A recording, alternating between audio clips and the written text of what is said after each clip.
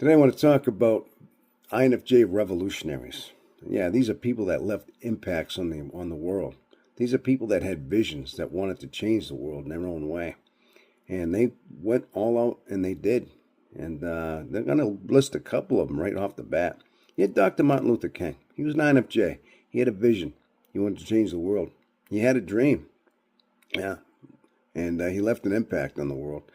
And he also had Gandhi. Gandhi had an impact on the world too in his time. He fought for peace, but he left an impact. Revolutionary. Mother Teresa, another one. She dedicated her life to serving the poor and the needy, things like that. She became a saint. She's another one. And of course, let's not forget the Lord and Savior, Jesus. He was an INFJ. Also, huge revolutionary.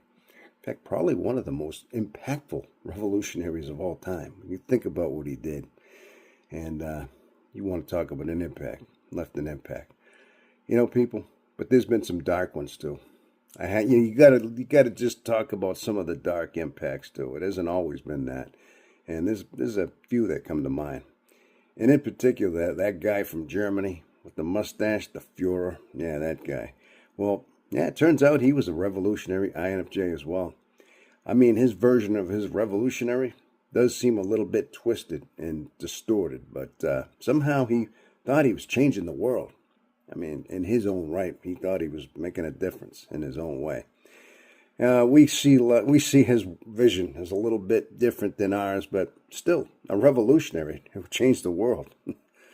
Then there was another one in particular too. That guy Osama bin Laden, that guy, he masterminded the World Trade Center attack, and he conspired that for years. Got it just right. He even made sure it was symbolic that was carried out on 9/11. And there's something to do with the fact that the trade centers had, they kind of side by side looked like the number 11. Almost like it was all well calculated, like he overplanned it, overthought it. And he was able to manipulate those hijackers to do exactly what he wanted to do and take their lives in the process. Yeah, he was a revolutionary INFJ. Although sometimes they're villains out there, they all have that revolutionary spirit. They think they're changing the world. They're making an impact. In their mind, they may think they're doing right. It isn't always. But that's just an example of some of the revolutionaries in the world that were INFJs and the impact that they left. And what they were willing to do to change the world.